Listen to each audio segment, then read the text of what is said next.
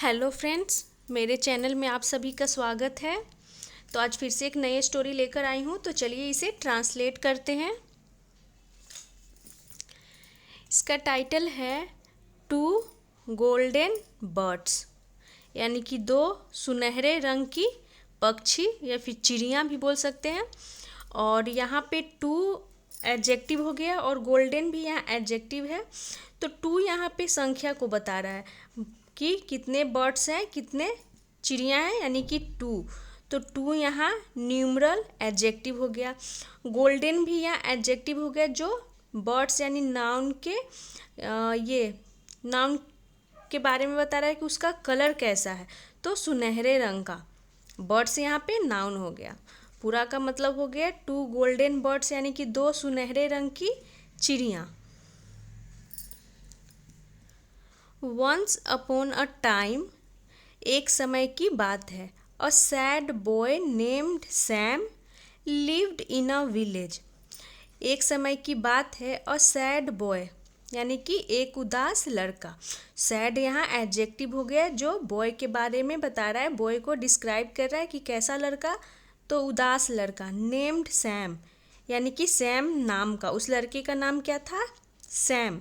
Live रहता था, कहाँ रहता था, इन अ विलेज यानी कि एक गांव में। तो लिव का यहाँ पास्ट हो गया लिव्ड।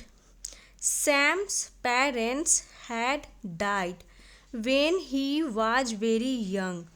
तो जो सैम के पेरेंट्स थे यानी माता पिता, यहाँ पे ऊपर जो चिन्ह होता है उसे एपोस्ट्रॉफी बोलते हैं, एस। यानी कि सैम के माता पिता हैड डाइड यानी कि उनकी मृत्यु हो गई थी, उनका देहांत हो गया था। किसका, तो सैम के माता पिता का। तो यहाँ पे हैड के साथ डाइड ये हो गया पास्ट परफेक्ट टेंस को दिखा रहा है। When he was very young यानी कि जब वह था बहुत ही यंग। तो ही यहाँ प्रोनाउन हो गया, जो कि सैम के लिए यूज किया गया है। और यंग ये दिखा रहा है कि जब वो छोटा था, यानी कि बचपन में ही जब वो बच्चा था तो उसके माता पिता का देहांत हो गया था। ही lived with his uncle who treated him badly. He lived यानी वह रहता था, with his uncle यानी कि अपने अंकल के साथ, अपने चाचा के साथ। तो हिज यहाँ पजेसिव एडजेक्टिव हो गया, अंकल नाउन हो गया। हु यानी कि जो, ट्रीटेड यानी कि जो ट्रीट करते थे, व्यवहार करते थे। हिम बैडली यानी कि उसके साथ। हिम यहाँ पे हो गया प्रोनाउन, जो कि सैम के लिए यूज किया गया। बैडली यानी कि उसके साथ बुरी तरीके से व्यवहार करते थे, अच्छे से उसके साथ ट्रीट नहीं करते थे। तो बैडली यहाँ एडवर्ब हो गया, जो ट्रीट को डिस्क्राइब कर रहा है, कैसे बिहेव करते थे, तो बैडली। तो वो अपने चाचा जी के साथ रहता था, जो उसके साथ बुरा व्यवहार करते थे, अच्छे से ट्रीट नहीं करते थे। वन नाइट एक रात, Sam sneaked out of the window and ran into the forest. एक रात सैम स्नीक्ड आउट यानी कि सैम जो था, स्नीक आउट का मतलब होता है कि गुपचुप तरीके से, बिना किसी को बताए घर से या फिर कहीं से। जैसे कि आप पार्टी से चुपचाप निकल गए बिना किसी को बताए, या फिर घर से निकल गए, तो उसके लिए स्नीक आउट का यूज किया जाता है। और यहाँ पे स्नीक्ड उसका पास्ट हो गया, sneak out of the window यानी कि वो खिड़की से निकल गया। And ran into the forest और जंगल में चला गया। तो रैन यहाँ पे ये दिखाता है कि वो कैसे गया, दौड़ करके वो खिड़की से निकल के जंगल में चला गया। रन का पास्ट हो गया यहाँ पे, रैन इनटू प्रीपोजिशन हो गया, क्योंकि मतलब वो जंगल के अंदर प्रवेश कर गया। तो यहाँ पे इन दिखाता है अंदर के लिए, टू मोशन जाने के लिए, इनटू प्रीपोजिशन हो गया। तो वो जंगल में चला जाता है।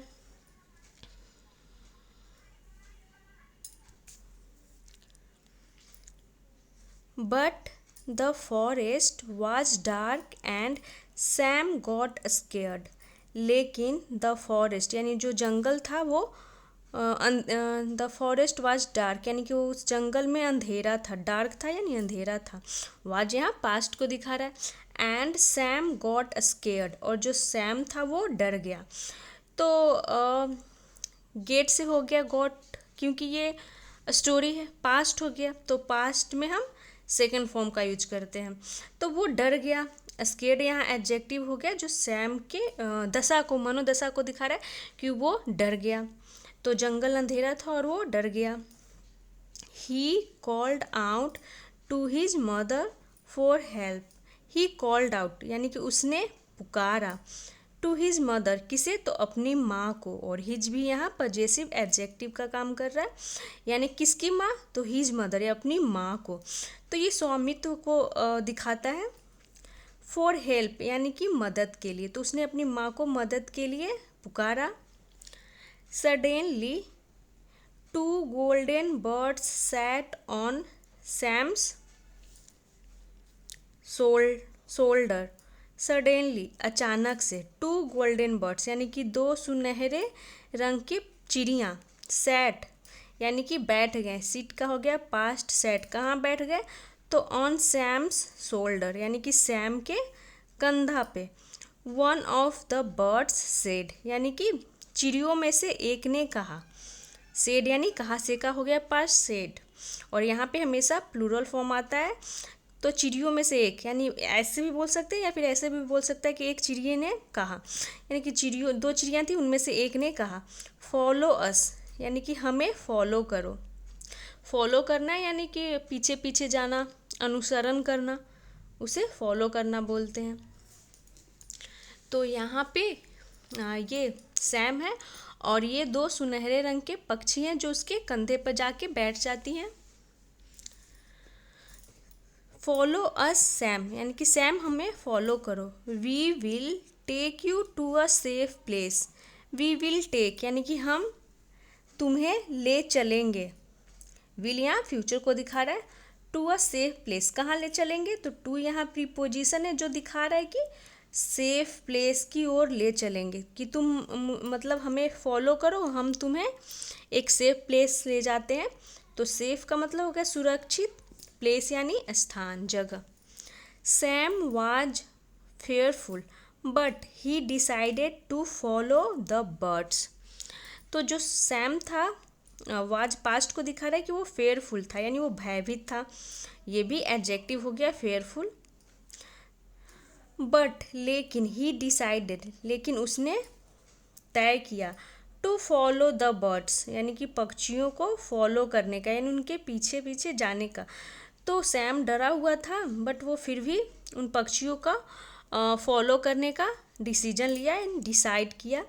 तो डिसाइड का पास्ट हो गया decided. The birds took Sam to a small hut where a kind and loving couple lived.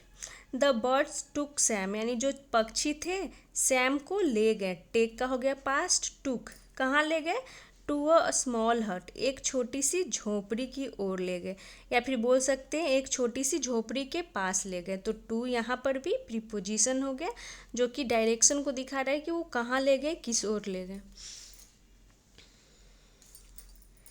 When they saw Sam, they were delighted to have him. When यानी कि जब उन्होंने देखा, सॉरी यहाँ पे ये एक लाइन छूट गया है।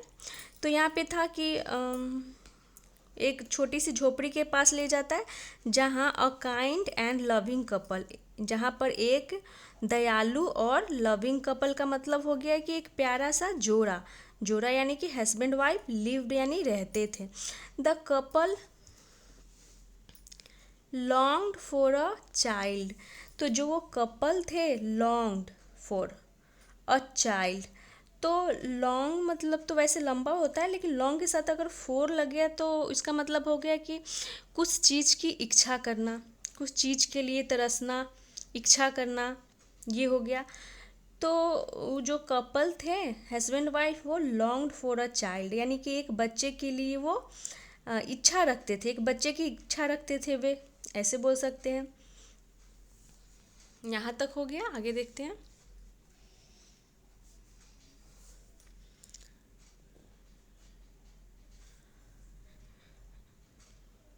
वेन दे सॉ सैम, जब उन्होंने सैम को देखा, सी का हो गया पास्ट, सॉ दे यानी कि एक से ज़्यादा के लिए हम दे प्रोनाउन यूज करते हैं।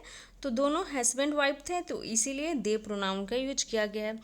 जब उन्होंने देखा सैम को, दे वर डिलाइटेड, तो वो बहुत ही प्रसन्न हुए, बहुत ही खुश हुए। तो डिलाइटेड जब हम ऐसे नॉर्मली जब खुश होते हैं तो हैप्पी, और बहुत ज़्यादा जब खुश होते हैं तो डिलाइटेड, तो वो बहुत ज़्यादा खुश हुए। दे वर डिलाइटेड, वे बहुत खुश हुए।